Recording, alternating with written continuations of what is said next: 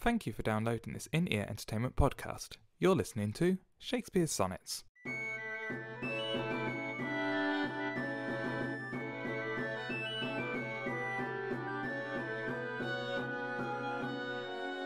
Sonnet 33. Full many a glorious morning have I seen flatter the mountain tops with sovereign eye, kissing with golden face the meadows green, gilding pale streams with heavenly alchemy. Anon permit the basest clouds to ride with ugly rack on his celestial face, and from the forlorn world his visage hide, stealing unseen to west with his disgrace. Even so my sun one early morn did shine, with all triumphant splendour on my brow. But out, alack, he was but 1 hour mine. The region cloud hath masked him from me now. Yet him for this my love no whit disdaineth. Sons of the world may stain when heaven's sun staineth.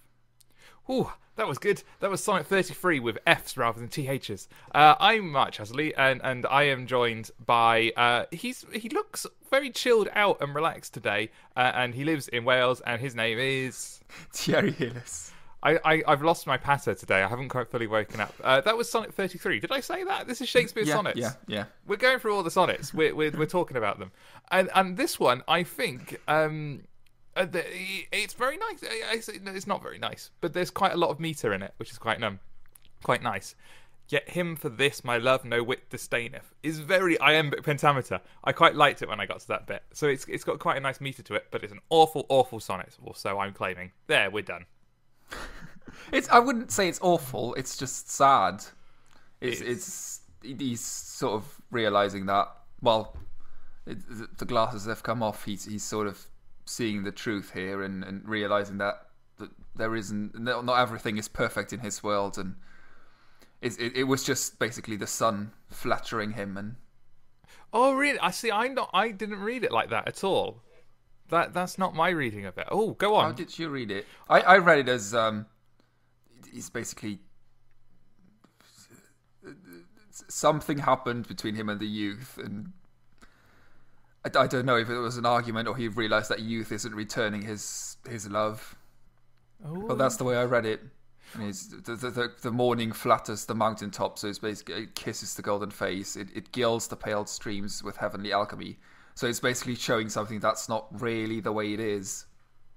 Interesting. Oh, I like that reading. I was maybe slightly more literal than that. I was seeing it as that he was comparing the young youth to the sun. And in the same sense that you can't have the sun all the time because there are clouds and there's night, obviously, that things get in the way. So his relationship with the sun, with the fair youth, is that he loves it in the same way that he loves the sun. It brings him life, but he can't have that all the time, and that brings him sorrow because there's always going to be a cloud in the way, and the cloud being a metaphor for other people or wars or other things. That's how I read it. But I quite like your one, that the idea that the sun in the morning makes things look nicer than they are. Sorry. I have a feeling it's going to go with the next couple of sonnets as well. Yeah, it's sort of going that way, that he's... I don't know what happened. I don't think anyone... Well, someone might know what happened. I don't know what happened between him and the youth. But it seems to be going that way, that something happened between the two, and they're just not... I don't know, the relationship is broken. Oh, that makes it really sad then.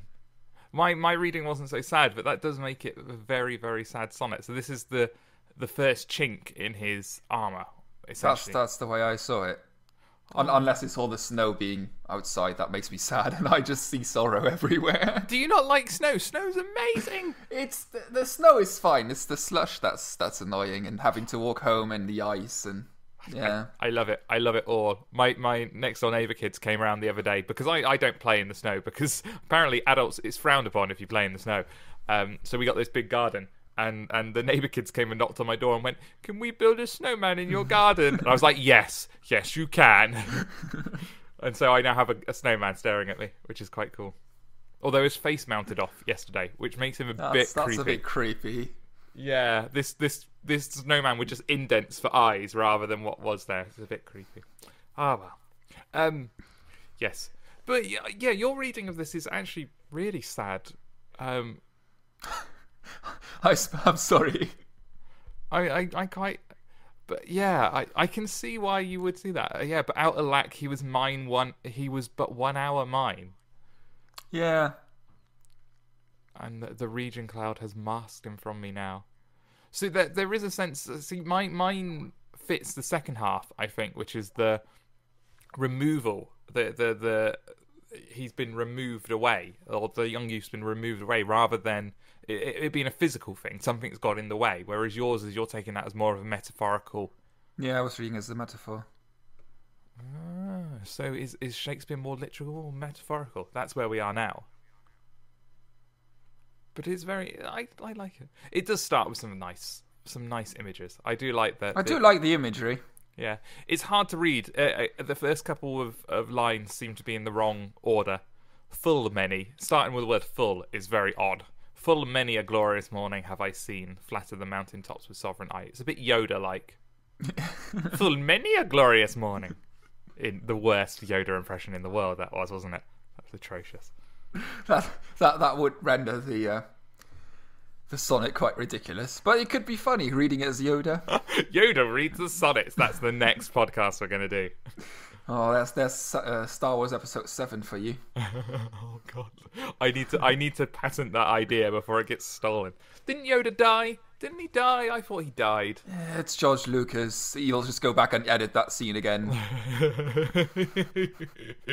I love that idea that he's like one of those artists that's just like, no, it's not done. I'm getting a little bit there and a little, and just ruins everything. It's brilliant. It's a good thing he's not a painter or a playwright. You see, he would just go into the gallery and paint over the stuff that he'd already hung up there and stand up during the play and just shout, no, now this has to happen.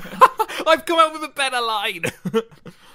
I like the idea that the movies are moving towards some ultimate end, that they're going to end up like Back to the Future or something. Just through very small incremental changes, suddenly it becomes Back to the Future. It would be amazing. In 100 years, we have Back to the Future. Anyway, yes. I don't know what to do, because this is the first time we've really disagreed about a poem. Well, fight it out. Bring it on, Mark. No, I don't fight. Although I am quite pudgy, so I can absorb quite a lot of impacts, I think. You're all thin and wiry, so you're not going to bode well. Yeah, see, you need to get some knuckle dusters or something just to help. That was a weird sidetrack. Yes. So we're back to nature a lot in this one, the sun and stuff. Yeah. Well, it takes a while for him to actually mention the sun, though. Yeah, the first time I read it, I was like, what? Because it starts, full many a glorious morning have I seen, flatter the golden tops. And you're like, what is he talking about? What's doing? Oh, the sun. Okay. It does take a while. I mean, he does allude to it. He's just gilding pale streams with heavenly alchemy, which is fairly obvious what he means. Yeah. But he actually only, is it line, whatever that is, even so my sun at one early morn did shine, which is the first time he mentions it. Yeah. And it's my sun at that point as well, which is what led me to think the fair youth is being the sun. So it's not the sun, it's my sun, when morn did shine, with all triumphant splendour on my brow, which implies a closeness. But out alack, he is but 1 hour mine. The region... Oh, that shouldn't be region. A region cloud have masked him from me now. So I would... To me, this was implying some sort of very close relationship, like they have slept with each other or something. But he was only with him for 1 hour, and now he's gone away. Like he feels ashamed of what he's done, which leads into some of the other sonnets we got coming up. That's how I was seeing it. So I'm piling this sonnet into the Shakespeare might have been bisexual kind of category, and actually physically loved this person. You're stunned with my genius. I didn't read it like that at all. That's really... See, what do proper people say? What do like the experts say? Do they say anything? Do we have any... What does Wikipedia say? That's what I'm quickly scanning. It just has lots of links like Wikipedia does, which makes it very hard to scan. Samuel Taylor Coleridge analyzes the poem, the wrong, they didn't analyze the poem, so as an instance how Shakespeare gives dignity and passion to the objects that he presents.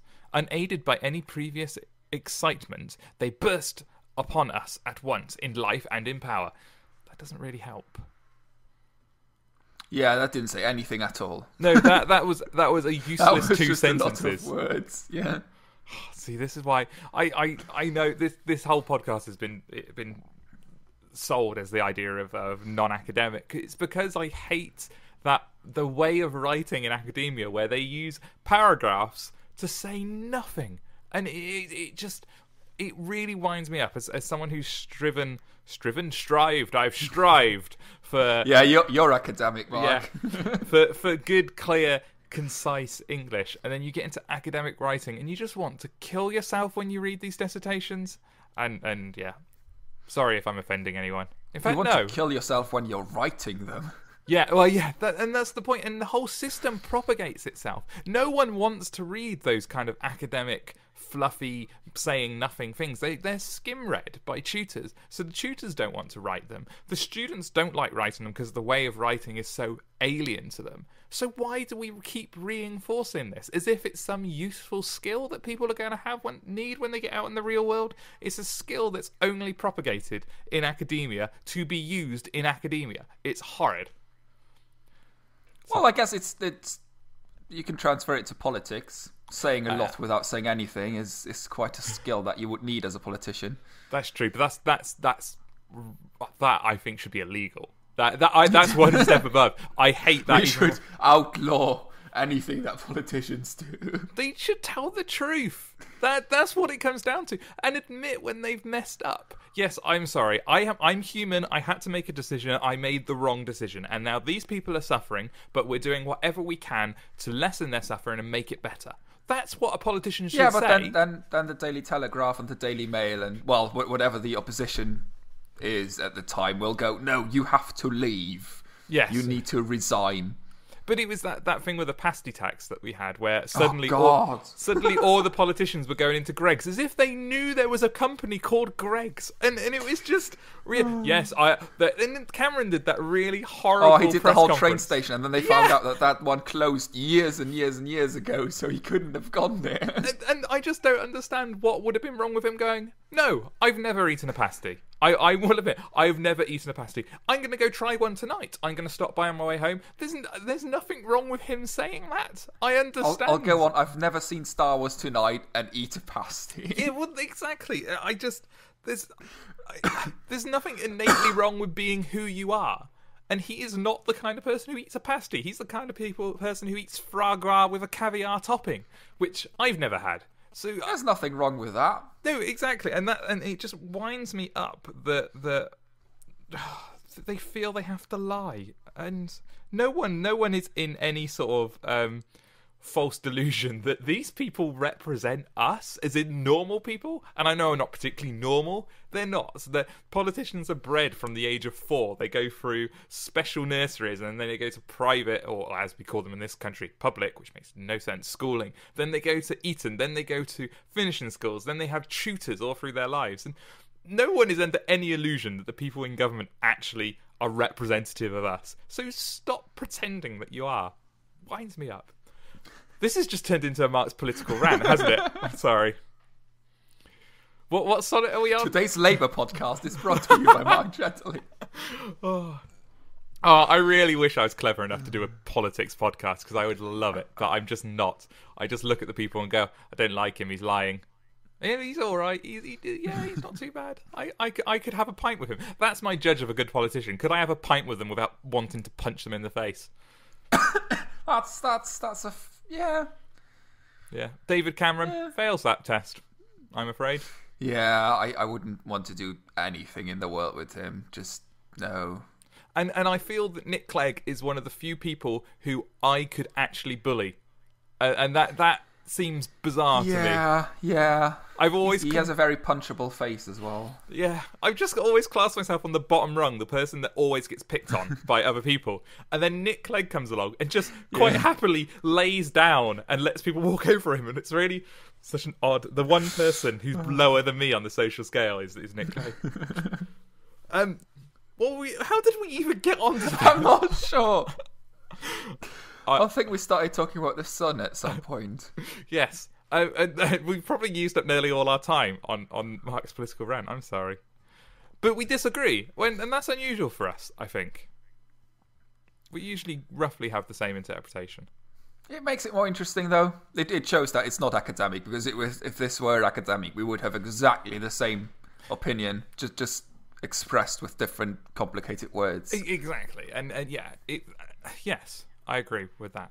It's nice. The imagery in this sonnet is nice, and the rhythm, like I said, that the penultimate line, "Yet him for this my love no whit disdaineth," is, if you needed an example of iambic pentameter, that is a perfect. It makes you read it in the "Yet him for this my love no whit disdaineth." It makes you read it in that way. It's lovely, really lovely. Well, but that's just because the words are pronounced that way naturally anyway. Yes. Whereas the line above it, "The region cloud hath masked him now from me," it doesn't work.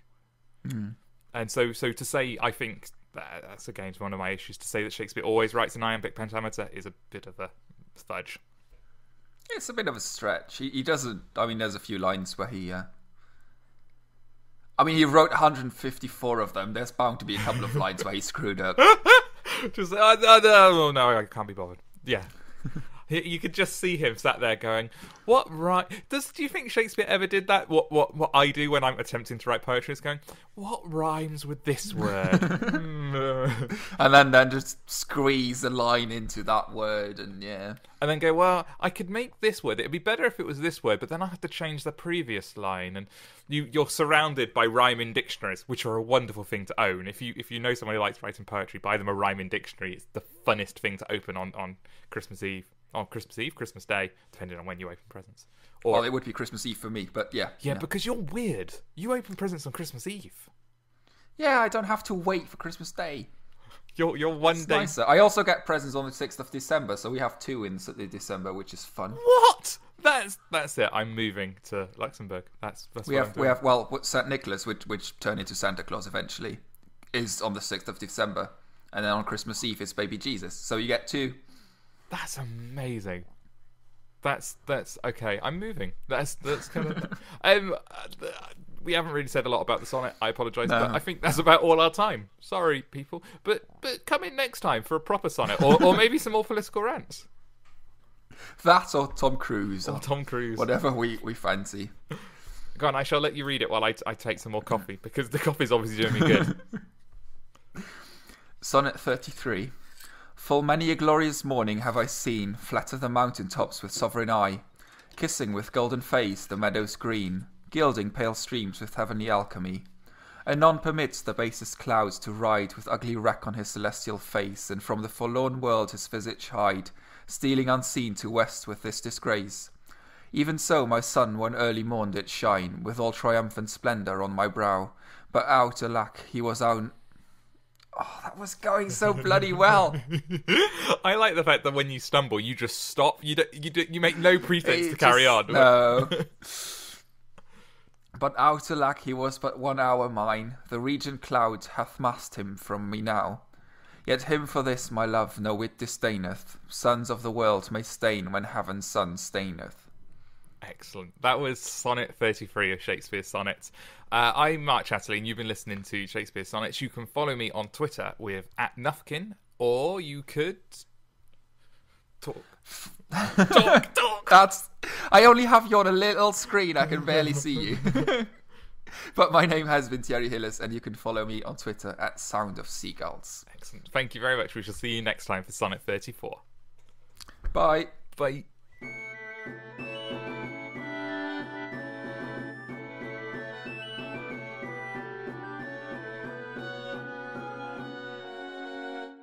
You've been listening to Shakespeare's Sonnets with Mark Chatterley and Thierry Heles. This has been an In-Ear Entertainment podcast. To listen to other podcasts or find out more about In-Ear Entertainment, go to www.inearentertainment.com.